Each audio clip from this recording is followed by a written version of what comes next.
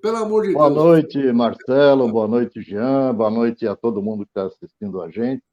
Eu só queria, para constar nos autos, né, dizer que a gente está retornando com o nosso programa num dia que é muito emblemático para a política no Brasil, né? Há 68 anos, no dia 24 de agosto, o presidente Getúlio Vargas tirou a própria vida com um tiro no peito lá no seu quarto, né, no seu dormitório, no Palácio do Catete, né? E a gente sabe, né, que o motivo principal desse ato extremado, né, teria sido aquele atentado ao seu principal opositor, né, o jornalista e político Carlos Lacerda, né, que ficou conhecido, esse atentado ficou conhecido como atentado da Rua Toneleiros, né, onde morreu o major da aeronáutica, Rubens Weiss, e que teve como mandante, confesso, né, o chefe da guarda pessoal do Getúlio, né, que era o Gregório Fortunato. Né? Mas vale lembrar também, só para a gente tentar contextualizar ou contemporaneizar, né, que Getúlio, antes desse atentado, ele já tinha perdido o apoio no Congresso, viu, Marcelo? Que era o que a gente estava falando agora há pouco, né? Ele não tinha mais o apoio político e os próprios militares já começavam a pressionar para que ele renunciasse, né? Inclusive, né, um pouco antes desse suicídio dele, ele já era alvo de uma CPI por um favorecimento ao jornal Última Hora do Samuel Weiner, né? Que na época era Jovem Pan lá dele, né? Favorecido aí com empréstimos do Banco do Brasil, né? Aí, como eu disse, para contemporaneizar isso, cabe até uma colocação, né? Se o Getúlio tivesse loteado o governo dele com os militares e se tivesse comprado o Congresso aí com orçamento secreto, emendas do relator, a história seria diferente hoje, né? Eu assim, essa parte da história eu sou meio fraco, eu confesso. Não, já, eu trouxe esse fato aqui pelo seguinte, é só para a gente ver que não muda nada, só muda os nomes,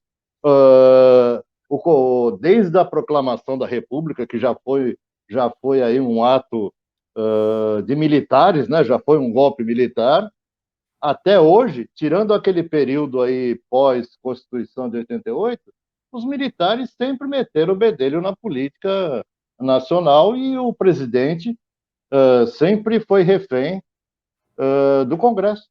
Então, na verdade, não muda nada, a gente só muda os atores. É isso aí. A impressão que eu tenho, impressão não, quase certeza, digamos assim, é de que todos os presidentes, em menor ou em maior grau, cometem crimes. Né? Fernando Henrique com a reeleição, Collor com a Elba, Lula com Petrolão e Mensalão, nosso amigo agora com orçamento secreto e com a SAPEC vergonhosa aí da reeleição, né? Então, quer dizer, sempre fica na mão do Congresso manter o governante ou não. Né? Se tiver alinhado, fica. Como o Bolsonaro distribuiu o dinheiro de emendas, fica.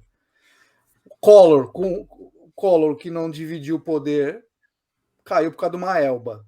É a Dilma, as pedaladas dela. Então é assim. Então, o fato de ficar no governo ou cair depende do bom humor. Do bom humor, não, mas depende da conversa. E vamos falar na verdade, né, Marcelo? As pedaladas da Dilma eram de uma bicicleta monareta, né? Lembra dessa daí, Júlio? Comparado com as atuais, sim. A monareta tinha um motorzinho, era uma bicicleta elétrica. Não era elétrica, era gasolina, né? Mas era. Gasolina. Furor, né? Era sonho de consumo da molecada. Era um negócio. Perto das pedaladas atuais, ela andava de monareta, viu? Mas eu vou. Deixa só antes de entrar, o Marcelo vai explicar para nós hoje o assunto da deflação, dessa deflação meia forçada, meia na barra, meia na marra. Mas eu só queria fazer um comentário. Ontem, no vídeo do Conversa Mole, na Terça Mole, que eu brinco, onde eu faço um comentário político, não sei se vocês tiveram oportunidade de assistir, Mas eu faço eu fiz uma reflexão que eu acho que esse problema do toma lá da cá é o problema desse coeficiente eleitoral. Enquanto a gente não mudar para o voto distrital misto, como é feito na Alemanha, né, em particular, nós vamos continuar com com o Congresso dominando o presidente, seja ele quem for. Eu não vejo outra solução, porque, pô, imagina, eu estava até brincando ontem, a qualidade dos candidatos que nós temos aí, os Eduardo Bolsonaros, essas Carlas Zambelli da vida, e agora em Santos, você falou do Eduardo Cunha, mas em Santos tem um candidato muito particular, né? Que é o nosso não, o dos outros lá, né? O Kid Bengala, né? Vocês sabiam? Eu vou até pedir para vocês entrarem, Marcelo. Eu não sabia que ele estava por Santos. Santos, Kid Mas Bengala. não é a primeira eleição dele, não. Ele é aquele candidato, eu não sei se ele está no PTB ainda, mas eu conheci o Kid Bengala na Assembleia quando ele era, quer dizer, conheci de longe, tá? Quando ele era candidato a deputado federal ou estadual pelo PTB. Ele está naquele grupinho de puxadores de voto ali. Na época era para eleger o Campos Machado, né? Hoje eu não sei que partido ele está. Então você vê, lá em Pernambuco tem o cara que tem um slogan que maconheiro vota em maconheiro. E assim vai ter bastante voto. Vai. Aliás, falando nisso, eu sou obrigado a parar de fumar e uma das opções que eu tenho é essa, sabe? Bom, você ainda tem essa opção. O THC é medicinal, né, meu? Jean, a importância, a partir do momento que a gente estabeleceu aqui como modelo político essa tal esse sistema de coalizão, né? Não tem jeito. Ou a gente parte para o voto distrital com o parlamentarismo, senão vai continuar do jeito que está. Sabe? Eu gosto muito do sistema de governo português, sabe? Que é esse parlamentarismo aí de coalizão que funciona perfeitamente. Presidencialismo de coalizão, desculpa. Isso. Que funciona perfeitamente. E é a única maneira de frear esses... eu vou usar uma figura que está consagrada na língua brasileira, aí, esses jacarés da política, né? É isso, não tem outro jeito.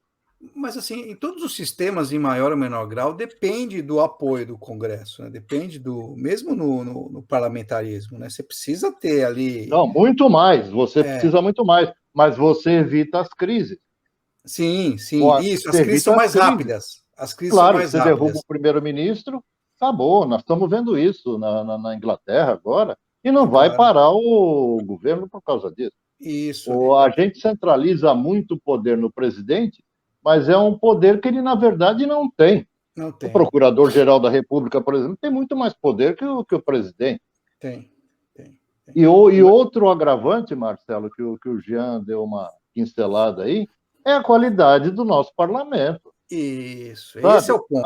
O parlamento representa o povo? Sim, representa a má qualidade do eleitor. Sabe? A gente está brincando aqui com esses nomes, mas nós vamos ver muitas aberrações aí, como vimos em 2018. É impressionante. Eu tenho visto aí alguns candidatos, está difícil escolher.